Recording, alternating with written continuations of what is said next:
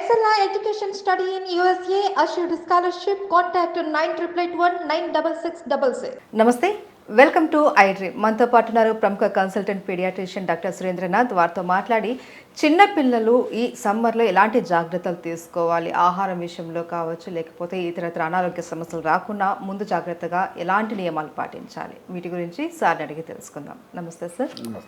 Sir, summer రాగానే మామూలు వాళ్ళకన్నా చిన్నపిల్లలు బాగా ఎక్కువ ఎఫెక్ట్ అవుతూ ఉంటారు. మెయిన్ పుట్టిన పిల్లలు, ఒక 6 నెలలలోపు పిల్లలకి మదర్ మిల్క్ తప్పితే ఇంక వేరే ఏది ఇవ్వకూడదు అనేసి అంటూ ఉంటారు. బట్ ఇప్పుడు చూస్తుంటే ఎండలు మండిపోతూ ఉన్నాయి. సో వాళ్ళు ఎలాంటి జాగ్రత్తలు తీసుకోవాలి? కొంతమంది ఏం చేస్తుంటారంటే ఏం కాదులే అనేసి కొన్ని వాటర్ తాపిస్తూ వస్తుంటారు. అది కరెక్టేనా?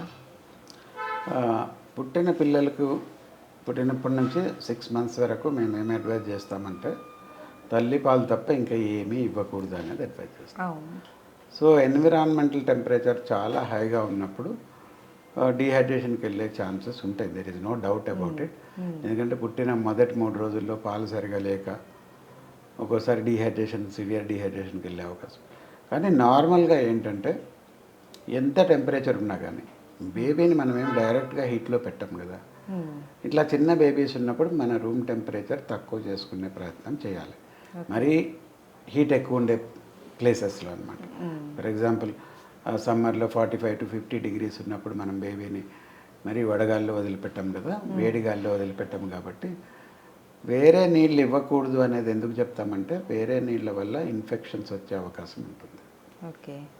సో అదేదో మనం మంచి చేస్తున్నాం అనుకుంటాము, తర్వాత అది దాని పరివేశనం చాలా సీరియస్గా ఉండే అవకాశం ఉంటుంది. ఎందుకంటే మన దగ్గర ఉండే నీళ్ళ క్వాలిటీ మీకు తెలుసు కదా. సో కంటామినేషన్ ఎక్కడుందో ఎప్పుడుందో సమ్మర్లో ఎక్కువగా కంటామినేషన్ అయ్యే అవకాశం. సో అటువంటిప్పుడు ఏంటంటే పిల్లలకు మొదటి 6 నెలలు తల్లిపాలు తప్ప వేరే నీళ్లు కూడా ఇవ్వాల్సిన అవసరం లేదు. అది కూడా వేసవి కాలంలో కూడా అక్కర్లేదు. దానికి ఏం చేయాలంటే మనం రూమ్ టెంపరేచర్ కొంచెం తక్కువ చేసుకోవచ్చు అనమాట. సపోజ్ ఇవాళ రేపు అందరి దగ్గర ఎయిర్ కూలర్స్ ఉన్నాయి, ఏసీస్ కూడా ఉన్నాయి.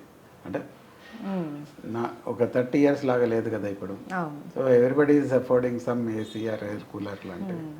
సో రూమ్ టెంపరేచర్ మరీ 35 degrees అట్లా ఉన్నప్పుడు కూలర్ కానీ లేకపోతే ఏసీ కానీ వేసుకోవచ్చు. రూమ్ టెంపరేచర్ 25 degrees కంటే ఎక్కువ పెడితే బేబీ మరీ కోల్డ్గా ఉంచకూడదు. రూమ్ టెంపరేచర్ మరీ 20 degrees అట్లా ఉంచకూడదు. రూమ్ టెంపరేచర్ 25 degrees అబవ్ ఉంచితే దానివల్ల బేబీకి ఎట్టి ప్రమాదం వచ్చే అవకాశం ఉండదు అనమాట. నార్మల్గా పుట్టినప్పుడు కూడా మేము ఏం చేస్తామంటే ఈ రూమ్ టెంపరేచర్ డెలివరీ టైం అప్పుడు 25 degrees అబవ్ ఉండాలి అని చెప్తాం. బేబీని కోల్డ్ ఎయిర్కి ఎక్స్పోజ్ చేయకుండా. సో ఎక్స్ట్రీమ్ హీట్కి కూడా ఎక్స్పోజ్ చేయకూడదు.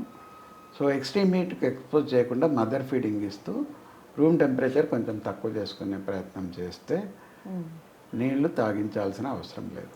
అండ్ ప్రిఫరబుల్లీ ఇట్లా నీళ్లు తాగించకూడదు. నీళ్ళు తాగించడం వల్ల ఇన్ఫెక్షన్స్ వచ్చే అవకాశం ఉంటాయి. కాబట్టి మేమేం చెప్తామంటే తల్లిపాలు తప్ప ఏమీ ఇవ్వకూడదు. యాజ్ సచ్ తల్లిపాలు సఫిషియెంట్గా ఉంటే బేబీకి వేరే నీళ్ళ అవసరం ఉండదు. ఎందుకంటే పిల్లలకు వచ్చే ఒకవేళ దాహము ఇవన్నీ కూడా తల్లిపాలలో ఉండే వాటర్ తోటి సరిపోతుంది అన్నమాట. మొదటి 3 రోజుల్లో అంటే మరీ హై టెంపరేచర్ ఉన్నప్పుడు మదర్కి ఫస్ట్ వచ్చే మిల్క్ కొంచెం తక్కువ ఉంటుంది. కాబట్టి ఎప్పుడన్నా వెరీ రేర్లీ ఆ ఫస్ట్ 3 daysలో మరీ హై టెంపరేచర్ ఉన్న ప్లేస్లో ఉంటే డీహైడ్రేషన్ వచ్చే అవకాశం ఉంటుంది. బట్ నార్మల్గా వన్స్ మదర్కి మిల్క్ ఎస్టాబ్లిష్ అయిపోతే ఎవ్రీ 3 hours ఒకసారి మిల్క్ మామూలుగా పట్టిస్తుంటే బేబీకి మదర్స్లో ఉండే వాటర్ కంటెంట్ బేబీకి సరిపోతుంది. సో వేరే వాటర్ పట్టాల్సిన అవసరం లేదు. ఓకే. ఆఫ్టర్ 6 months తర్వాత పిల్లలు సమ్మర్ అనే కాదు, ఏ సీజన్లో అయినా సరే తినడానికి మొండితనం చేస్తుంటారు, వాటర్ తాగరు సరిగ్గా.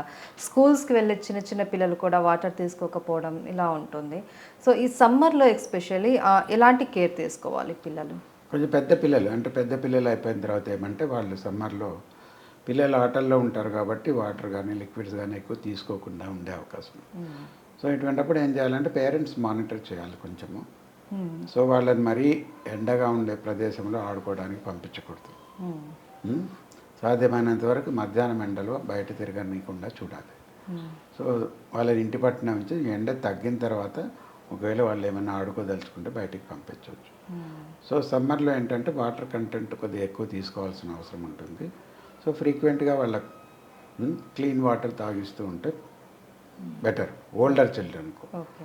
ఓల్డర్ చిల్డ్రన్కి ఇంకా అది కాకుండా ఇవాళ రేపు అన్ని ఫ్రూట్ జ్యూసెస్, కోకోనట్ వాటర్ ఇవన్నీ కూడా వస్తున్నాయి. అంతేగాని ఈ ఏరేటెడ్ డ్రింక్స్ అనేది ఇవ్వకూడదు అనమాట పిల్లలకి. ఏరేటెడ్ డ్రింక్స్ వల్ల దాహం తగ్గదు, ఇంకోటి షుగర్ కంటెంట్ ఎక్కువ ఉంటుంది కాబట్టి పిల్లలకి ఏరేటెడ్ డ్రింక్స్ అవాయిడ్ చేయాలి. ప్లెయిన్ వాటర్ కానీ న్యాచురల్గా దొరికే కోకోనట్ వాటర్ కానీ ఇట్లాంటివి ఇవ్వటం వల్ల వాళ్ళకు డీహైడ్రేషన్ రాకుండా మెయింటైన్ చేయవచ్చు అన్నమాట. గర్భవతులు మదర్ ఊమ్లో ఉన్నప్పటి నుంచే పిల్లల పట్ల చాలా జాగ్రత్తగా ఉండాలి అనేసి అంటూ ఉంటారు కదా. మరి ఈ సమ్మర్లో ప్రెగ్నెంట్ లేడీస్ ఎలాంటి జాగ్రత్తలు తీసుకోవాలి? ఎందుకంటే ఆ టైంలో ఆ మహిళ ఎంత జాగ్రత్తగా ఉంటుందో హెల్త్ పట్ల, పుట్టే బేబీ కూడా అంత హెల్తీగా ఉంటుంది అనేసి అంటూ ఉంటారు కదా. For any adult at least what the tell is about 2 to 3 liters of water తాగాలి అని. నార్మల్ అడల్ట్స్, ప్రెగ్నెంట్ వాళ్ళు వదిలేసండి, నార్మల్ వాళ్ళు కూడా. So if you take sufficient water so that your skin కానీ ఏమన్నా all your organs are well functioning ఉంటాయి అన్నమాట. So నార్మల్గా అడల్ట్ ఎంత వాటర్ తీసుకుంటారో అంత తీసుకుంటే సరిపోతుంది అన్నమాట.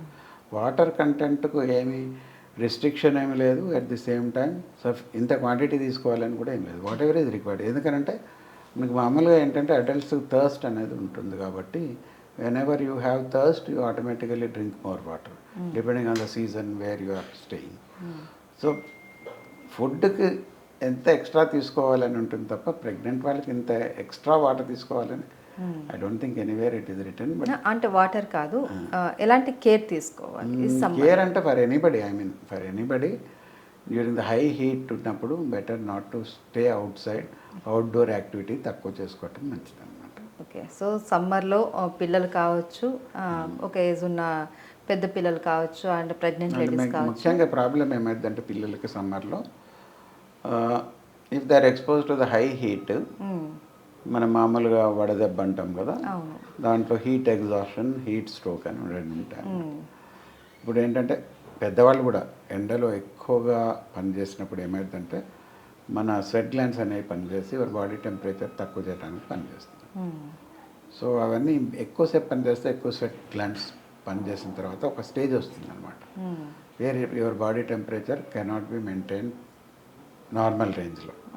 సో ఎక్కువ కంటిన్యూస్గా హీట్కి ఎక్స్పోజ్ అయితే హీట్ ఎగ్జాషన్ వస్తుంది ఫస్ట్, తర్వాత హీట్ స్ట్రోక్ వస్తుంది.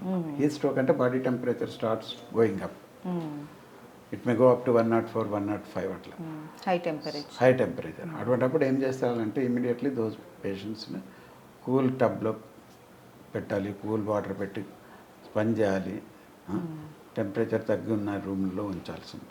హీట్ స్ట్రోక్, హీట్ ఎగ్జాషన్ అంటే ఎక్సెసివ్ స్వెట్టింగ్ అయిపోయిన తర్వాత మీ బాడీలో ఉండే ఎలక్ట్రోలైట్స్ అన్నీ తగ్గిపోయే అవకాశం ఉంటుంది. సో ఇట్లా ఉన్నప్పుడు ఏంటంటే హీట్ ఎగ్జాషన్, మజిల్ క్రాంప్స్ రావచ్చు, వీక్నెస్ అనిపించవచ్చు. సో అటువంటిప్పుడు ఏమంటే కొంచెం లిక్విడ్స్, ఎలక్ట్రోలైట్స్ ఎక్కువ ఇవ్వాల్సి ఉంటుంది. సో పిల్లలు కూడా ఏమవుతుందంటే మనం మానిటర్ చేయకుండా వాడు ఎక్కువ ఎండలో ఆడితే they are likely to go into heat stroke కానీ హీట్ ఎగ్జాషన్ కానీ పోయే అవకాశం ఉంటుంది.